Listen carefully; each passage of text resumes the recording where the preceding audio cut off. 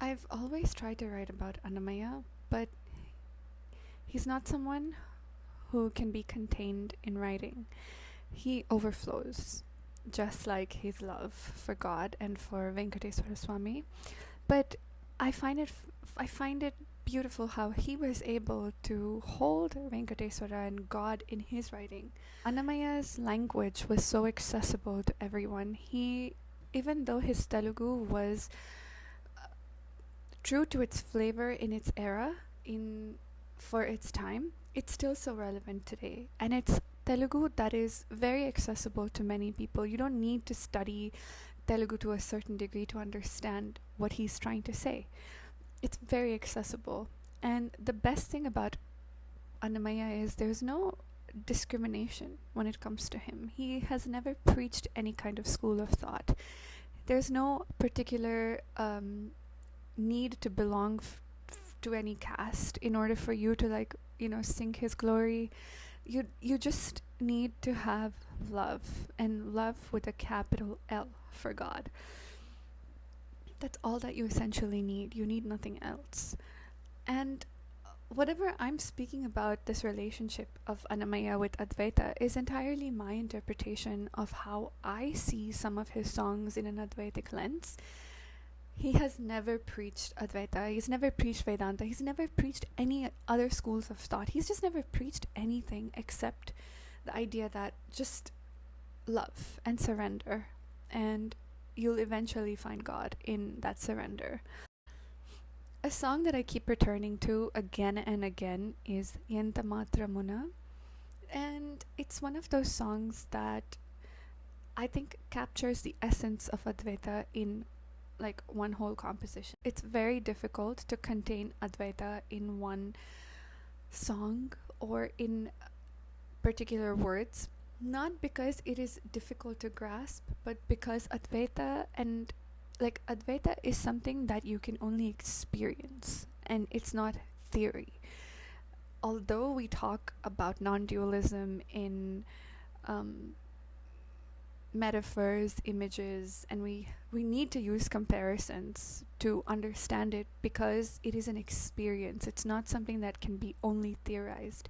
You also need to feel it and embody it, and honestly feel one with consciousness. Not feel one with consciousness, you are consciousness, but understand that you are consciousness in a form. And once that's embodied, then you can really use words and communicate it better.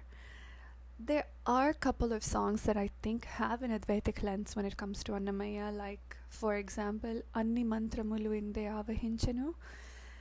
Anni Mantramulu Inde Avahinchanu is a song that talks about various mantras, and how various people have used various mantras to attain you. And everything is contained in that name, in your name. It doesn't matter what I speak. And if you really notice, that is Advaitic in some sense, because he is saying that all of your names are the same, but I have embodied all these names of you, Rama, Krishna, Narasimha, in the mantram of Venkateswara.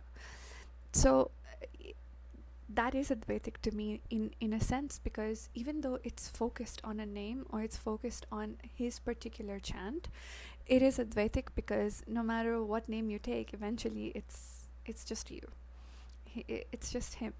So that's also one of my favorites. But there's another mainstream, very popular song called Brahmamukute, which is also has that idea that everything is one, everything in this universe is the same. But Entha Maatramuna for me captures the essence of non-duality to the core. He starts with Entha Maatramuna Yavvaru Talachina Antha Maatrame Neevu, which roughly translates to, no matter what someone thinks of you, that's how you show up to them. And I want to focus on the word talachina here, because when I say the word talachina, it goes into thinking, or it becomes thought, it becomes memory. We use the word taluchukovidam in terms of missing something or thinking of something, but the whole core idea is memory.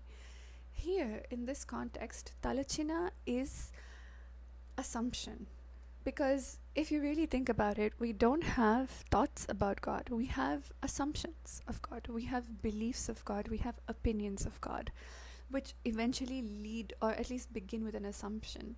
So Entha Maatramuna, evvaru talachina, assume of you, Anta Matrame Nivu. That's how you show up to them. But he never said Anta Matramu Nivu. He said Anta Matrame, means only. That's it. Anta Matrame. So if someone assumes of you in the form of Krishna, you will only show up as Krishna only. If someone thinks that you are not in an idol but you are in a chant, when they chant, you will show up in that chant only. Nothing more, nothing less. And look at that, because that also shows the respect and love God has for you, that you give him a form and he shows up to you in that form according to what you have given him. I think God is a revelation, and you can only understand that in your body, and if you embody surrender, and if you embody at least just being open to God, but everything will be revealed to you. And so you need to have the openness to even understand that something is speaking to me through this experience, and that is revelation. And so I think God is in revelation. He reveals himself. He doesn't just show up. And then the next lines are Antarantaramulenchi chuda pindante nippati annatlu. In this case, nippati here is a form of chapati, like it's a type of dough bread that is made with flour, with the pindi, with the dough. When you mix the flour, you turn it into a dough, and then it turns into this bread.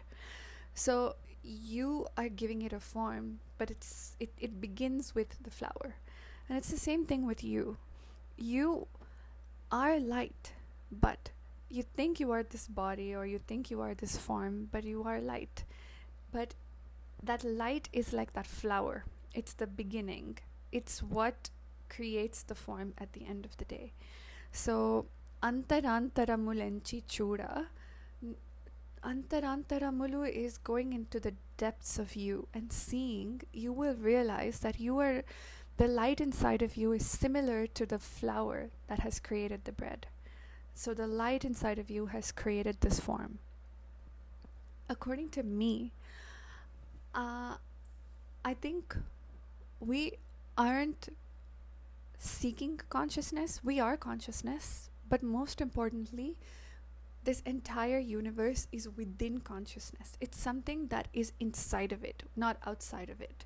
So I know it feels like we have to find it. It's outside of us, but we are inside of it. So for me, even Antarantaramulu, whether it's within myself or even in this universe, it's synonymous to me. Because I think even this universe is internal to consciousness. Consciousness is like the outer layer, and everything that is happening inside that, including our day-to-day experiences inside of that layer. So for me, Antarantaramulu is also that. Whatever is internal is external, whatever is external is internal. And so consciousness and awareness for me are synonyms. They're not separate from each other. I think consciousness is a state of being, so is awareness. It's a presence.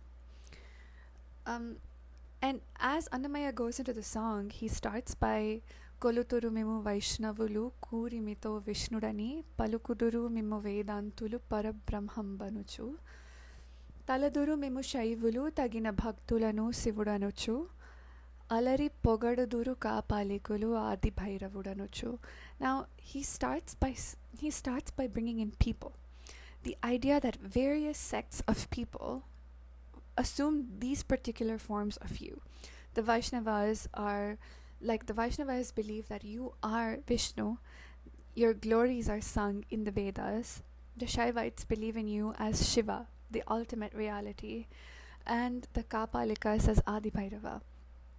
But he uses terms to describe them. One is measuring you as the equivalent of the supreme Godhead. Another one is praising your glory. Another one is thinking of you as this, is assuming of you as this. And another one is like, Anuchu, saying this about you. He's somehow used various senses, the various senses that we, the five senses that we have, in order to describe how people assume God's form. So he has started with people, and I love that, because he's like, okay, let's start with the basics first. Let's go into the 101s before we go into like the depth. And then you go into the depth. Sarinennoduru shakteyulu shakti rupuni vanuchu darishanamulu memu nana vidulanu talapula koladula bhajinturunu. So people assume him as the Shaktas, believe in him as the form of Shakti. So you are that form of Shakti that they are praying to. And other people come to you in various through various other rituals, and you still show up and you take in that form.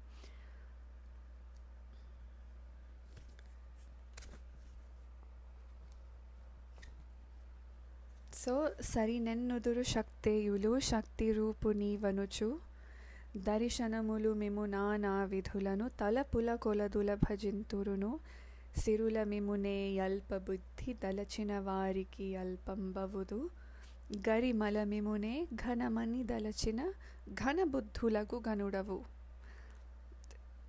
So now he goes into thought. He goes into the idea that if someone thinks of you as a particular thought, you are that thought. If someone thinks of you as a very beautiful thought, you are a beautiful thought.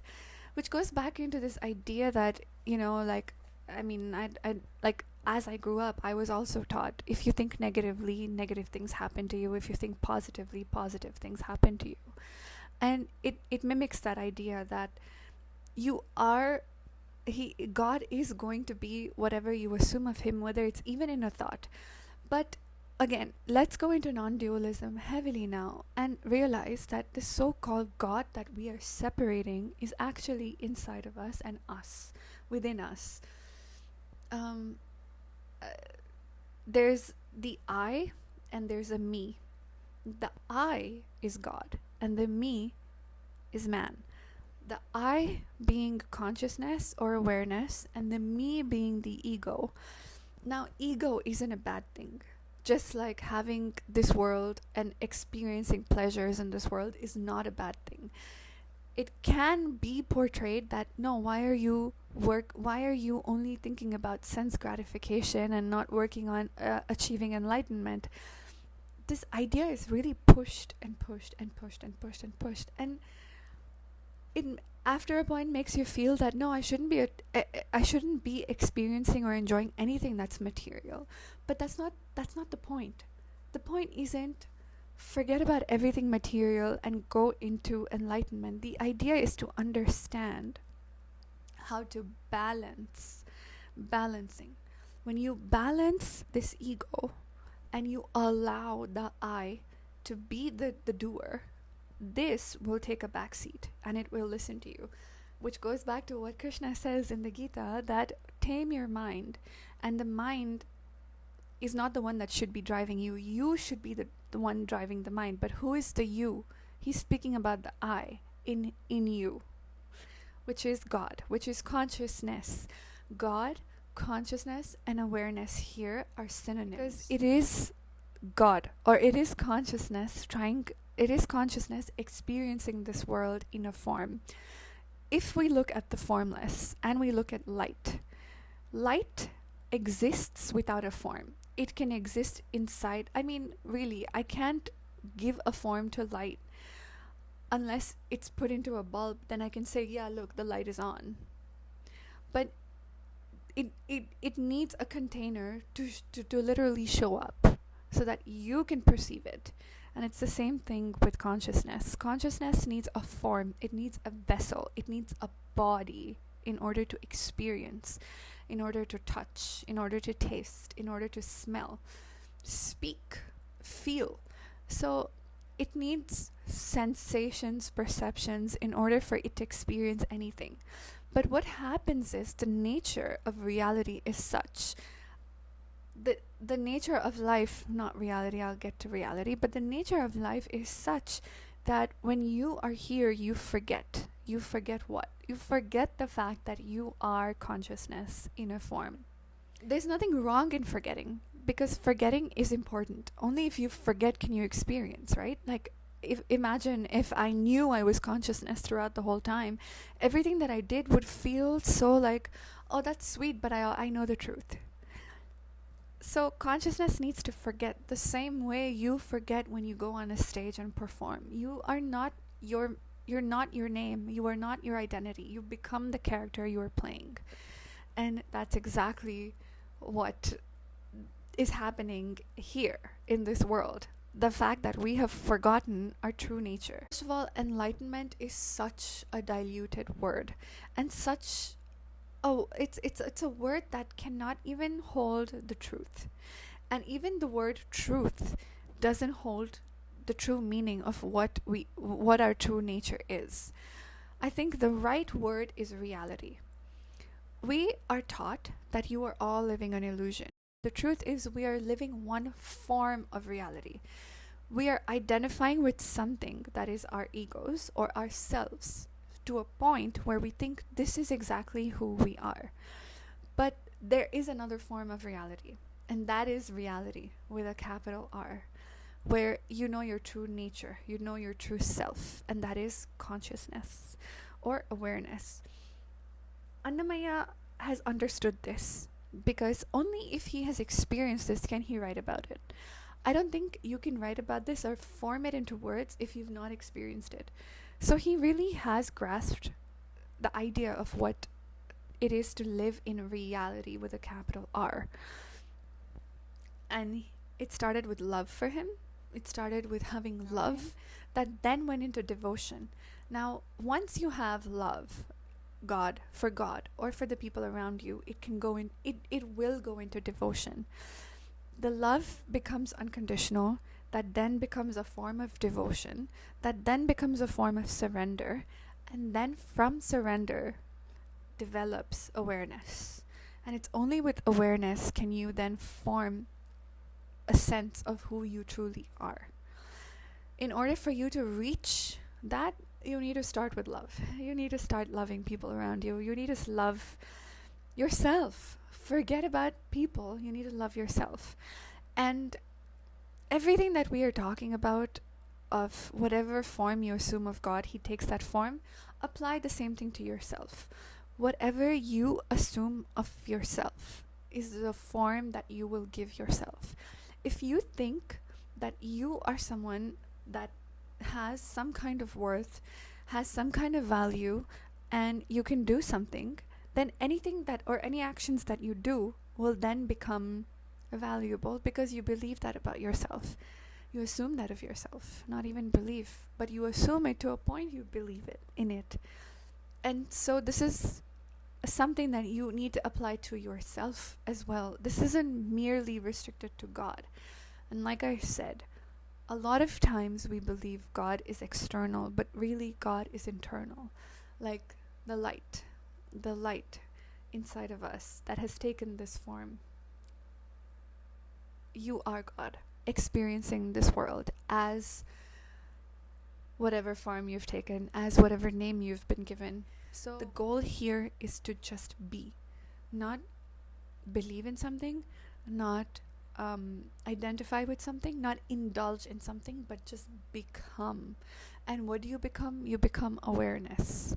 You become awareness to a point where it is that God, that light, that consciousness in you that is driving you. You need to become actionless, while the consciousness becomes the doer. You just need to be the beer. You just need to be. But I wanted to go into the other few lines. Ni valana korate ledu mari neeru koladi tamaravu avala bhagi radidari bhavula ajalame urina yatlu. Where so a lotus needs a particular environment in order for it to grow, in order for it to bloom perfectly. So it needs to be in water, but not it shouldn't have too much water, it shouldn't have too little water. It shouldn't be in a temperature that's too cold or too warm. It has to have a perfect balance of both.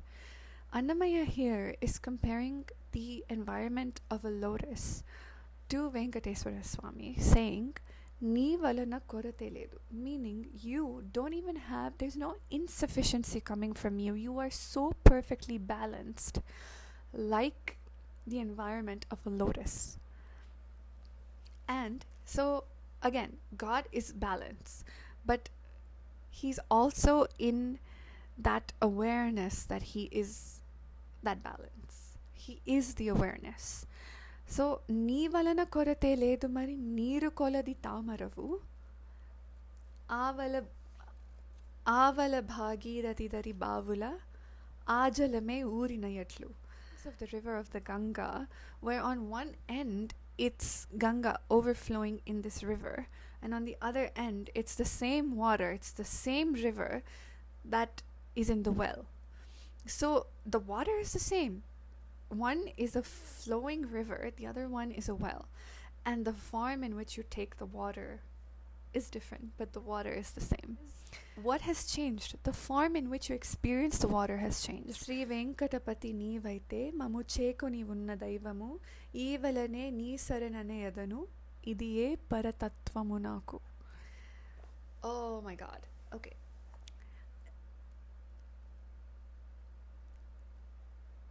So, Sri Venkatapati neevaite. If you are Sri Venkateswara, ninnu chekoni unna daivamu is the daivamu, that it's the God that I assume to be my supreme reality.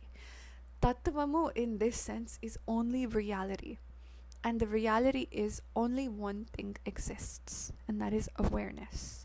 And you are my only reality. And that is Sri Venkateswara for him, for Annamayya.